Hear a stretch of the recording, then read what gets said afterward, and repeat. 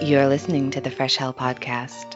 Fresh Hell contains stories of a disturbing and often graphic nature and is intended for a mature audience. Please don't let your kids listen to this, or they might turn out like us.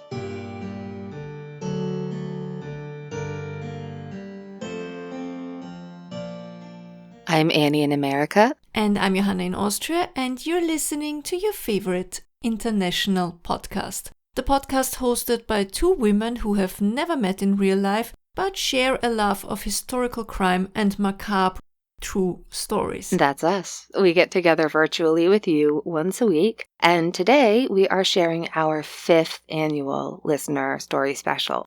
Every year we ask for your personal spooky stories, and once again you've delivered. In fact, we have great news. We had so many wonderful stories that we have enough to do 2 episodes, and so we will have an episode next week after all. Yes, we are really thrilled because Annie and I will be traveling the end of this week, beginning of next week. No, we're not going to be traveling together or towards each other, unfortunately. Anyway, so we thought we won't have time to record another episode for next week, but thanks to all your amazing stories, we will. And we're gonna drop the episode one day early next week. So it's gonna be right on Halloween. Isn't that just perfect? So good. All right, let's get right into it. This first story is from Christine, who writes, So, a little background is needed here. My mother came from a really big family and they were very loving and close. My father, however, did not. He didn't know his mother's maiden name for the birth certificate and had no idea why my mother thought it was important to bring me to see my grandmother, so his mother, after I was born. He was not one to share a lot about his family.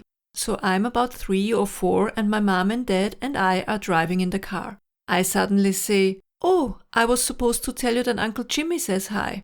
My mom asks who I'm talking about and I say again, "Uncle Jimmy." She says, "Well, you don't have an Uncle Jimmy.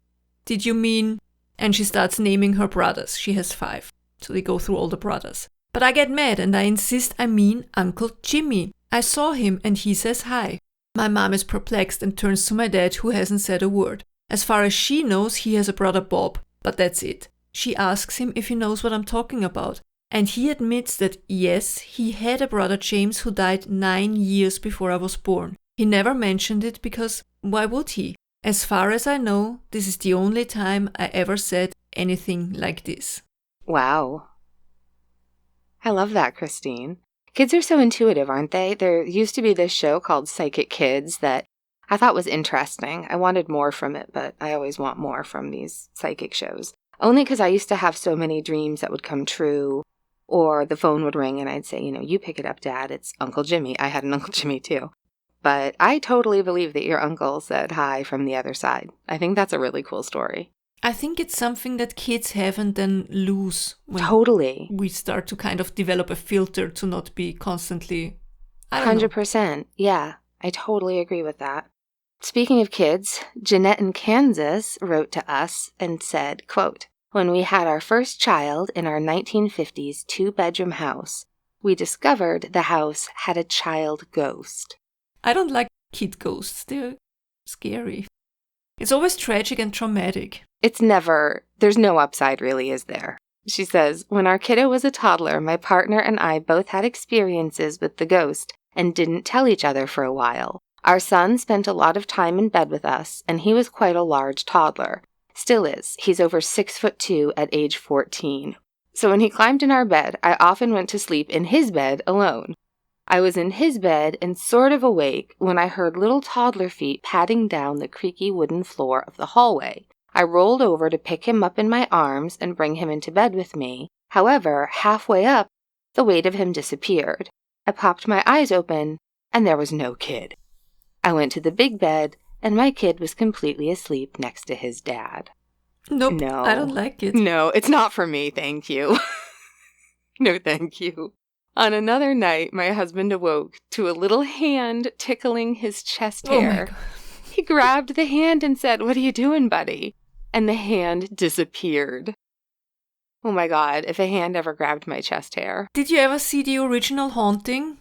No. Was it The Haunting? I think it was The Haunting, the black and white version before the remake with Catherine Zeta-Jones. And there was a scene where they were in a dark room and holding each other's hand because they heard knocking on banging on the door. And they were, the two women were in a room together, sharing a room, and they were holding each other's hand. And then when the light came back, they realized that they were not next to each other. Like they were on opposite side of the room. No. They were not holding hands. It was so creepy. Oh my God, and I just had to think of this. No, I don't like that at all.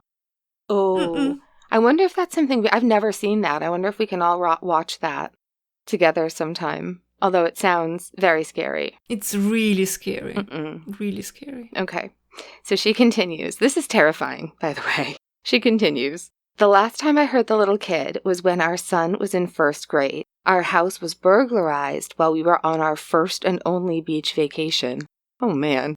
When we got back, I was sleeping on the couch. I heard little footsteps walk down the hallway and stop, and the floor creaked like a little kid was peeking around the corner at me.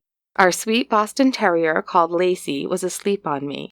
Lacey jumped up, padded over to that exact spot in the hall, sat and tilted her head back and forth as though listening to someone talk to her. Then she jumped back into the couch to snuggle back to sleep. Normally, Lacey only woke me up to go outside, but that time she never went to the door. Lacey was always very kid-motivated. If she ever saw a child, she wanted to be right with them. Yeah, Opus is like that. Our kid was her puppy, so I know she was looking to reassure the ghost child we were home and the bad guys were gone. Oh, Lacey was out of the house at the time of the robbery. Thank goodness. Annie, didn't your dog, Tucker, didn't he used to interact with things in your house? He did, yeah. He'd wag his tail and tilt his head and then walk into the living room, which is where you can hear the two women talking sometimes. And we used to always say that he liked the ghost in that room a lot. But my favorite, and I'm sure I've mentioned this before on the podcast, is that ever since my mom passed, I hear dog tags when there's nobody home. No dogs home, I should say.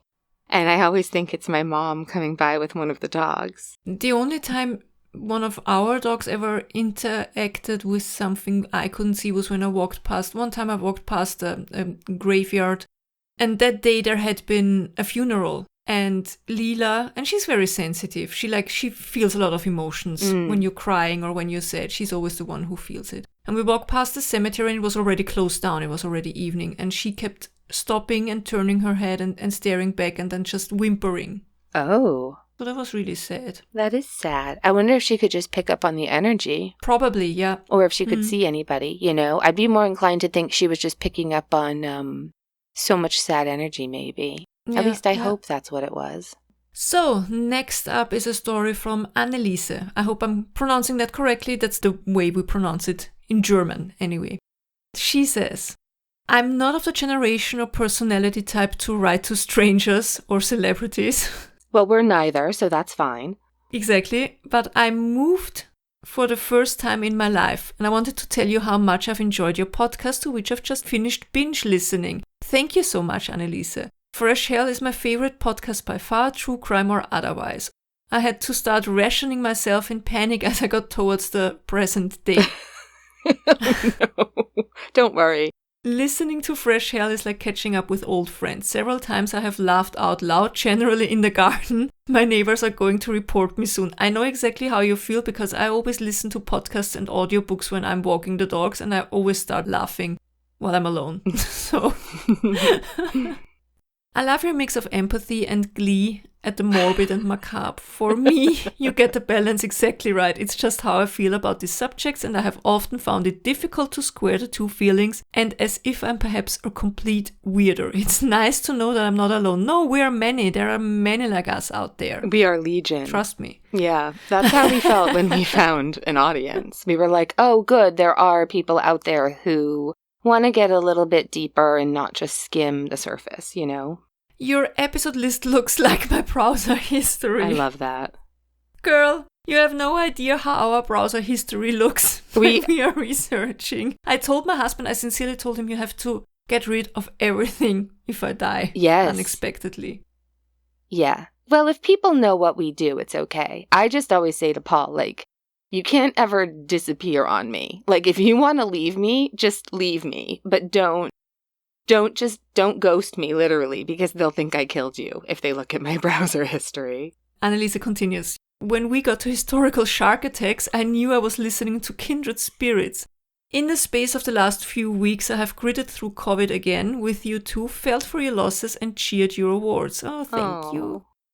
I'm writing to you from New Zealand and I sifted through our famous cases to see if there was anything that might tempt you. She did send us some excellent suggestions, so thank you for that. I think we never covered a New Zealand case until now, right? And my father is obsessed, low-key, not even low-key obsessed. My father is full-on obsessed with New Zealand. When I was a teenager, the Piano was one of my all-time favorite movies.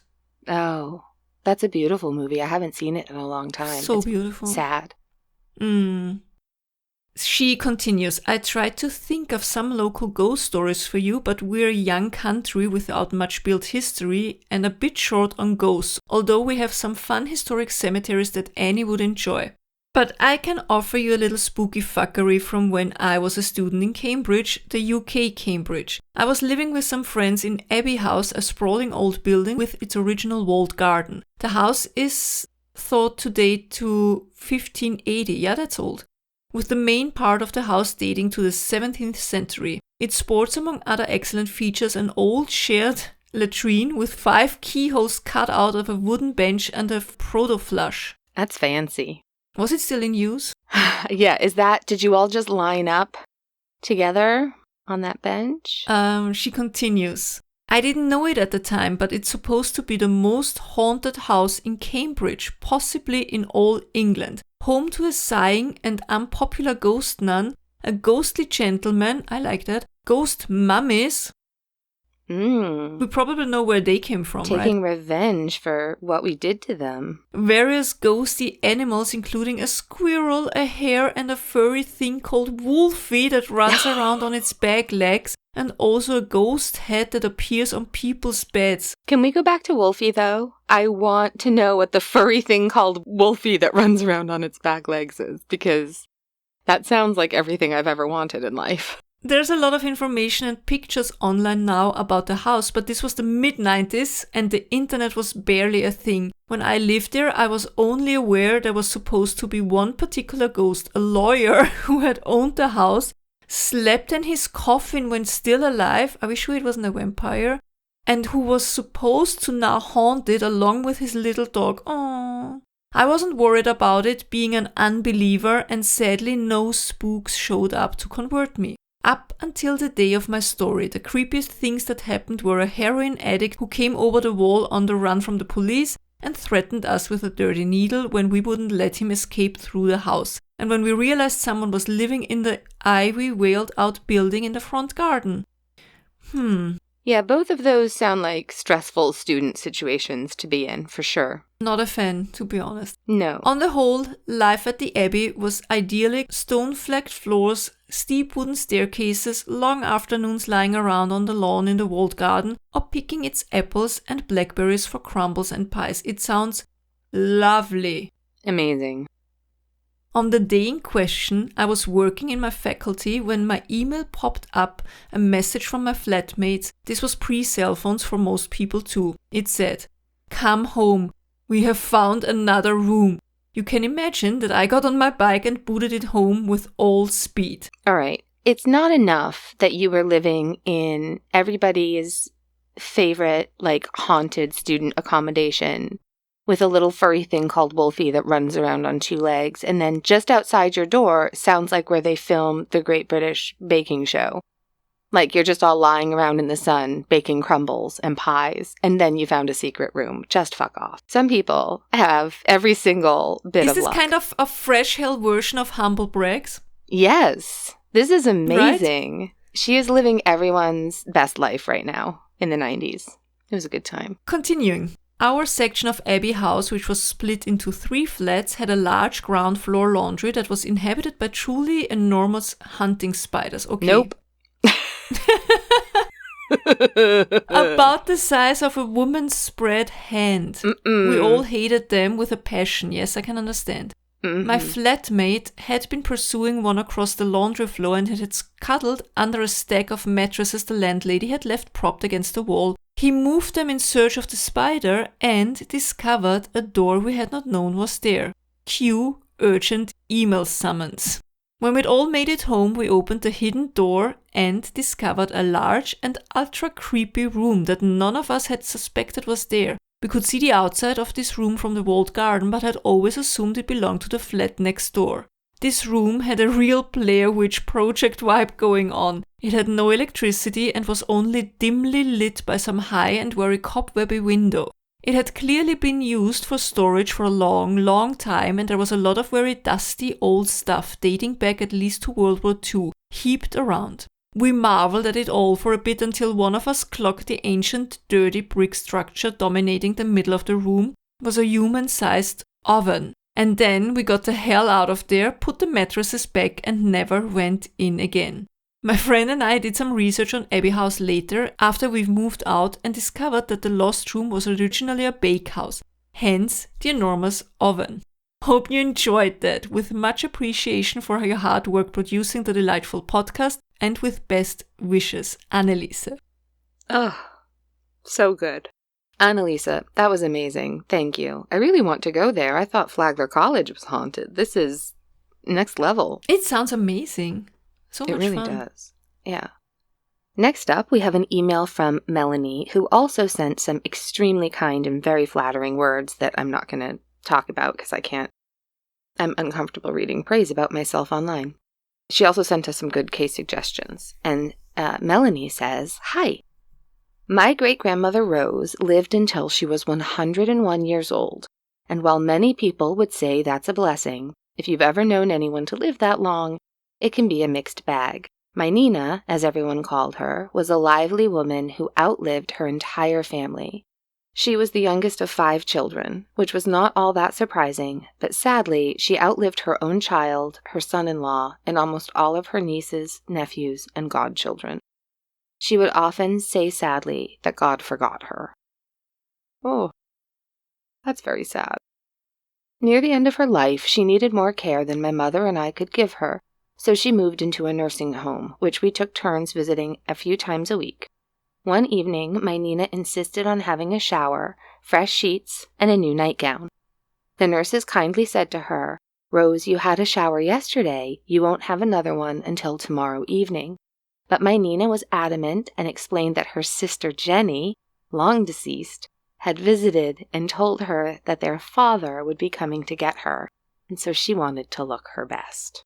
The nurses complied and even did her hair. She went to bed that night and died peacefully in her sleep."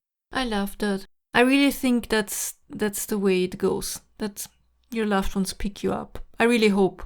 I agree. I think so. Just because, and I don't want to repeat stories if you've heard me talk about this before, but I'm going to assume not everybody listening to this has listened to every episode. And, my mother had a sister who's my aunt. And when my aunt was nearing the end of her life, she was saying those last weeks how her aunts had been visiting and they'd come to see her and they'd had a really nice visit. And I remember saying to one of her nurses, I know she has Alzheimer's, but I believe her. And the nurse said, "Oh yeah, she's visiting with them." And she's like, "I see this all the time." And then 5 years later, in 2020, when my mom was dying, my mom she'd had a really kind of long, slow decline, but the last couple years of her life, there were a lot of times when my sister would call me crying and say, "You should come right now." And Paul and I would rush down. And then the next day she'd kind of rally and be like, "Annie and Paul are here. Let's go out to eat." So this went on for a couple of years, but that last time when I was down with her, she kept talking to my aunt and arguing with her, which was more like them. And she'd sit down and I'd say, "Mom, let me get you a blanket." And she'd go, "Well, spread it over Mary too. I don't want her to be cold." It's like, "Oh, where is she's right here?" And it was like, okay, this time is different, and I firmly believe, you cannot convince me that they don't actually come and visit. And I guess, what's the worst case scenario? You're hallucinating, so whatever, that's fine too. Your brain is kind enough to give you this kind of comfort. Right. That's the worst case scenario. Exactly, right? I've just experienced, and there's other, you all know, I've talked about other experiences, I'm not going to repeat, but yeah, 100%. Annie, the next story. I know you're not gonna love this one. It's from our longtime friend of the show, Doug. That's not the reason why you're not gonna like it, but it's the topic of the story. He says, my spooky story for this year is my UFO story. I can't be sure that it is a UFO story, but that is what it seemed like to us. And Annie, this may freak you out in particular. There you see he's listening. He's been listening for Paul a while. laughed so hard when that alien movie that was literally called Nope came out. He was like, it's like they know you. He says, in the late 70s, my brothers and I all liked spooky stuff and monsters and sci-fi. We watched all those great shows like In Search of and Project Blue Book, and we saw films like Close Encounters of the Third Kind or The Legend of Boggy Creek. If it had a monster or ray gun, I was down for it. So one night I was awakened to a bright light in our shared bedroom window. It was super bright, like multiple cars with the headlights all facing our window at full blast. On our curtains I could also see a revolving color moving at regular odd intervals, which at first I thought could be a police car, but it was revolving in such a way that it didn't conform to police light movements either. There was no sound associated with any of this or voices, just the very bright lights. I'm getting goosebumps, honestly. Me, I don't like this at all. While my older brother slept through this completely, my younger brother also woke up and we talked about it and what it might be. UFOs was the obvious choice to our minds, since if it was police, we would have heard something, or we'd hear people at least. It was too bright to go back to sleep, so I did what any monster or sci-fi loving kid would do, which is get my plastic toy periscope, sneak up to the curtains and peep into the light to see what was going on. We didn't want to move the curtains or the aliens might know we were there, and you never know about the intentions of those space aliens. That's so true, Good thinking Doug. there, Doug. Wise. So what I did see when I sent the periscope up, just bright light, nothing else. Even after not getting much from the periscope, I didn't risk a full curtain pull back to be noticed by the folks behind the lights. So that ended my exploration. My younger brother, doubtlessly inspired by my pint-sized courage, also looked with the periscope with the same result, not seeing what was going on past the intense light. After that, we finally drifted off to sleep with the light show still going on, too exhausted to stay awake. Isn't it crazy how kids go back to bed and sleep through something like this? It is, yeah. The next morning we were all excited, but our parents didn't know anything and didn't wake up in the night either. They took our story of strange, soundless lights to be just us being fanciful kids. Our very brave dog didn't bark either, or else we and they would have heard it and been awakened. Still curious, we went outside to see if there was anything unusual in the front yard. There wasn't a UFO, but there was 4 small holes in the ground outside our window. Not a perfect square, but an irregular 4-point quadrilateral. If it was a spaceship, it would have been small based on the size. The shape was only about 6 feet across, but a tall, small spaceship with long irregular legs would have been the right size to have created the light. Our folks dismissed this to as nothing other than some holes. But there was something else, one other very bizarre detail. My toy periscope, the very one my brother and I used to look through the curtains, was lying in the grass outside. Like most southern homes, our window had wire screens to prevent bugs from getting in the house. So it didn't just roll out. I also didn't know how to open them either, and as an adult who has removed them, they were very hard to budge. We didn't go outside that we knew of in the night either, so just how did my periscope get outside? Altogether, not a bad, strange, kid-sized slice of 70s paranormal weirdness. Have a great day, y'all, and continued happiness and health to yourself and your loved ones, Doug. Thank you. And yes, this is a very, I had goosebumps because I can just imagine you as a little kid in the 70s, and I mean the 70s were big with alien and monsters, and then experiencing that. Is there any chance that after you fell asleep, your brother went outside, like braved the periscope, or is there any chance that the dog was playing with it and took it outside because it's kind of like doggy bone shaped? That's the only thing I could think of. I'm so glad you're coming up with these rational explanations because I found that the creepiest part. Oh, yeah, I still think there was a UFO. I'm just wondering, like, if the periscope was something different. That's all I can think about. I have to try to think of something. I'm not saying that's what it was, but that's creepy, Doug. I don't like it at all. Not a fan. Thank you for sharing. Our next story is from a friend of mine, and this one is creepier the more I think about it. This is from my real-life friend, Erin, and she told me the very basics of this and then said, I'm going to send in the story for Halloween. And I said, great. All right. She writes, Hi, Annie and Johanna, longtime listener and friend, and I absolutely love the podcast.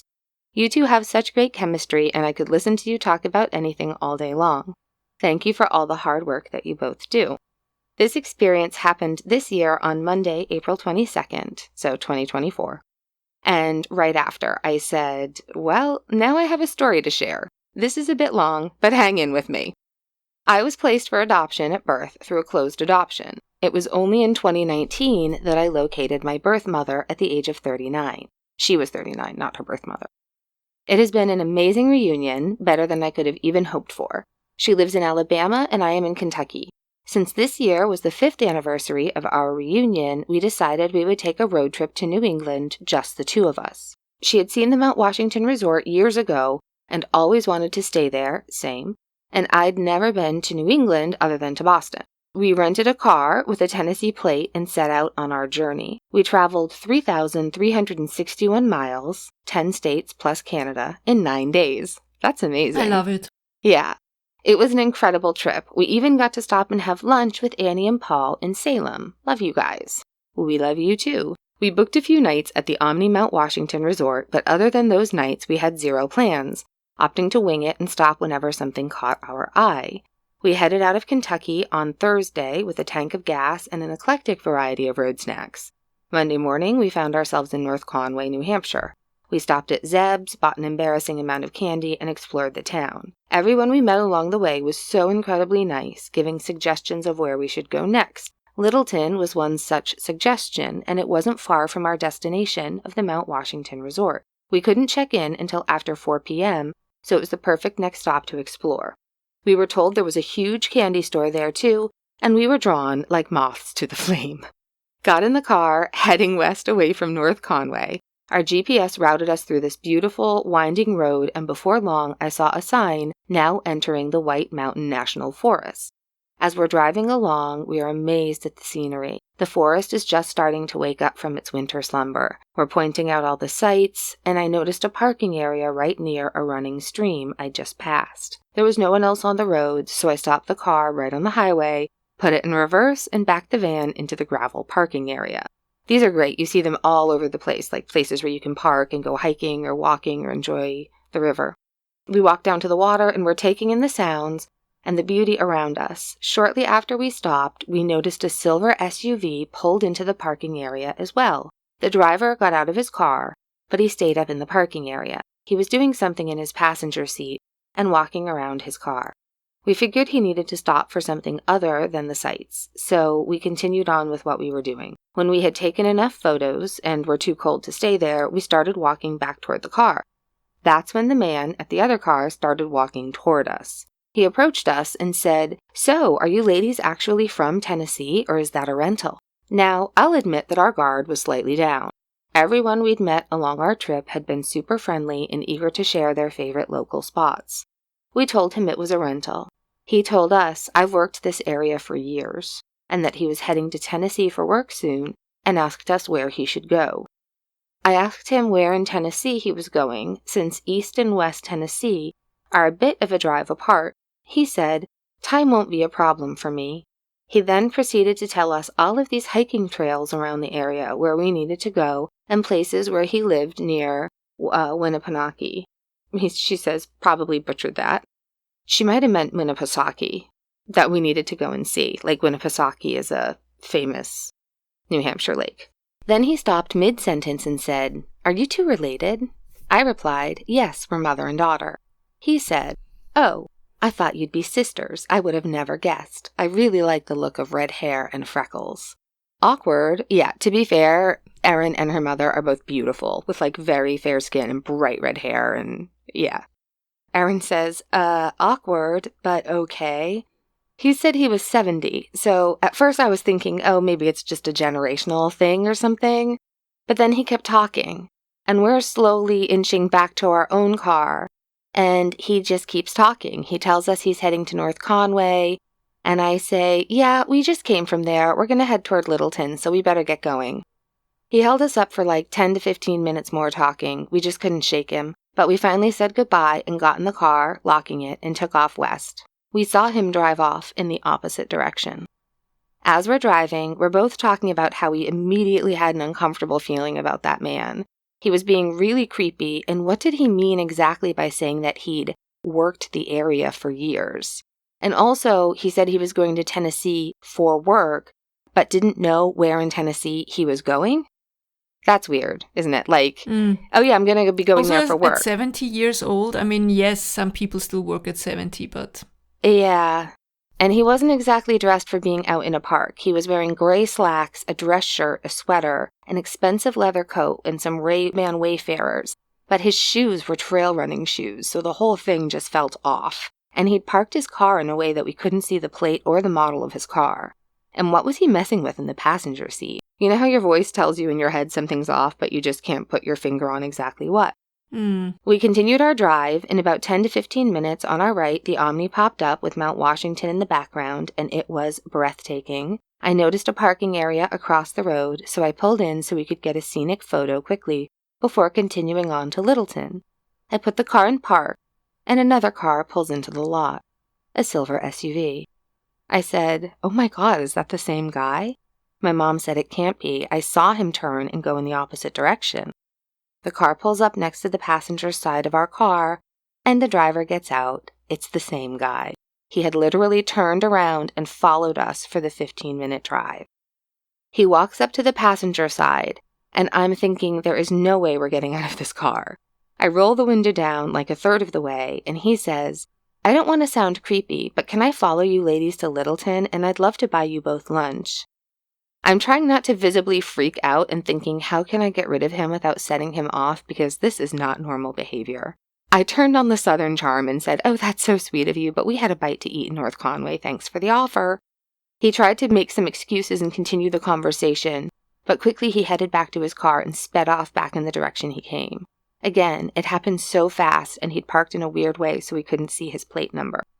We waited a few minutes to calm the shaking down and then continued our trek to Littleton, staring in the rearview mirror pretty much the entire time. I don't know what he was up to, but it can't have been anything good. Who follows two women for miles with any kind of good intention?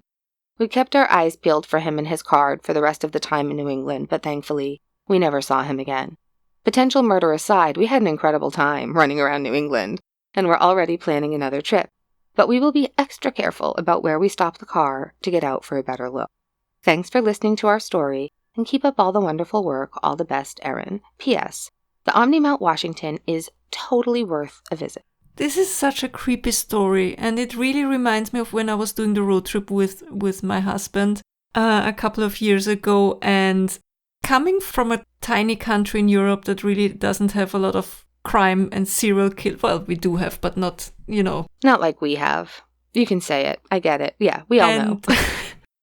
And now thinking back of all this time where we were alone, like in national parks or talking completely open to strangers, because that's just different here. And I mean, everybody was super nice and we never got any creepy feeling. But now looking back, I'm like, maybe we were a little bit too naive and too open like that. Yeah, I'm constantly aware of how sort of naive and trusting I am with people. Yeah. Also, the Omni Mount Washington, wasn't that where Paul took you for your birthday? It was, yeah. So when we met up with them, which again, it was so much fun. They looked so much alike. And then I was like, oh, now I know how people feel when they see me and my birth mom together. Because Moose and Paul were always like, you guys look so much alike. And that was me with Erin and her mom. But it was so much fun. And we were talking about their upcoming trip to the Mount Washington. And it reminded Paul that I'd always wanted to go there. And that's the reason that he booked it. So, yeah. Now, I do have to mention this, though, because I have a bonus ghost story because of her story. So, when Erin went, she told me all about this old hotel in Jefferson called Thayer's.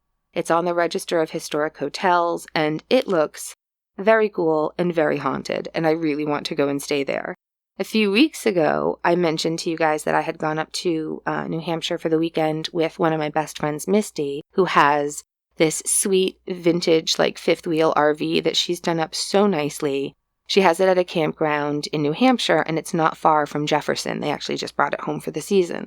So I was with Misty, and we went out to dinner one night in that area, and I'm talking to our server about Thayer's Hotel and how I really want to stay there sometime because it looks so haunted. And she says that she used to work at Thayer's and had witnessed some poltergeist activity in the kitchen there, like very similar to what I had in my apartment in St. Augustine, where she said like giant jars of stuff would just come flying off the shelves and break and stuff. I definitely want to stay there. That's high on my list now, I think. I think we have time for one more spooky story, and this one is from Jean, who writes, "Hi, I don't have a scary story. I do have an unusual experience for which I have no explanation. My best friend, let's call her Ellen, lived outside Orlando, Florida. I visited her 1 or 2 times a year. Wanting to save money, I usually flew in and out of Orlando very early in the morning. One visit, Ellen told me that she had seen a wolf one time while she was driving on one of the toll roads that she used to avoid. I-4. I knew Florida has no indigenous wolves, but I believed her. It was only a few minutes of a visit and soon forgotten. When my visit was up, Ellen drove me to the Orlando airport via the toll roads very early the morning I was to leave. I was in the passenger seat beside the driver. I was not sleepy, too full of nervous energy about my flight. I was not doing anything specific, just getting myself prepared for the airport and flight home. Suddenly, I saw a wolf just off the shoulder of the road, looking out from the long grasses. I saw the head and shoulders, the rest of its body was hidden by the grass. I saw it for a long second, then it was gone. I was in shock. I turned to look at Ellen, who was looking at me. We both said, "Did you see that?" "Yes, I did you?" "That was a wolf." I know what a dog looks like. I know what a coyote looks like. This was a wolf. Heavy coat, big shoulders. Not coyote scrawny. I can't explain how I saw what I saw, but my friend saw it too. I'm always amazed at what kind of animals people do have in the US, like Tiger King stuff. Could it be that somebody has like a wolf dog or this wolf? There is this, over here we have this kind of this dog breed that is very closely related to wolves, like they look like wolves. Could it be something like this? And it escaped? Or somebody really had a wolf and escaped? That's what I was wondering, because when I was at Flagler in northeastern Florida, I volunteered at an animal shelter, and when I was there, they had a pair of wolf hybrids that came in because they were killing the neighbors' chickens, and so animal control had been called. They said that they were hybrids, but honestly, you would be hard-pressed to tell the difference between a full-blooded wolf and these canines that we had that I was working with. So I know for a fact that there are people who keep wolf hybrids as pets and are not necessarily responsible about it in Florida. So I wouldn't be surprised if maybe you actually did see a wolf. But it must be an incredibly rare occurrence, and I do think there's some significance there that how come your friend saw it twice and then the second time with you? I think that is interesting. And I'm not saying it definitely was someone's wolf. I'm just, I'm always going to look for the potentially rational explanation. But even if there's a rational explanation, it doesn't mean that it's not without symbolism of its own and meaning. Absolutely, yeah. Yeah. Because that's a lot of coincidence going on there. Well, yeah, to see not once but twice and have somebody, I wonder, had your friend lost anybody recently that would have wanted to check in on her and send a sign? Would it have been somebody that you knew as well to give her validation? You know what I mean? That's what I wonder. Oh, it gives me chills. Some really good stories. Yeah. And we have more for next week. Next week.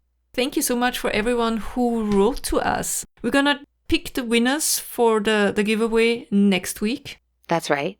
Do you have something good? Oh, you go first. Do you have something good?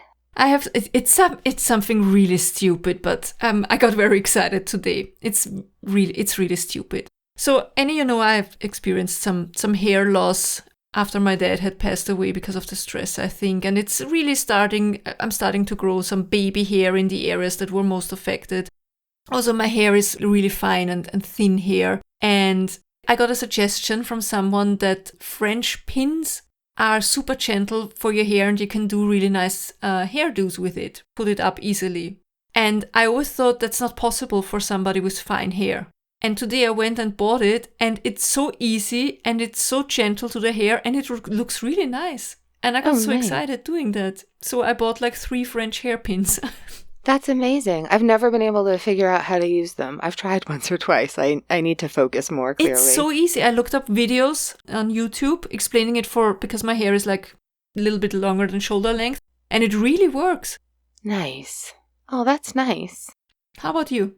I had a chat with my neurologist, and he's given me a couple of new prescriptions to try for my migraines to see if it helps. And I don't know whether they're going to help or not, but I appreciate having the hope that they might. Does that make sense? Absolutely. Absolutely. Yeah. And to be taken seriously by your doctor. Yes, definitely.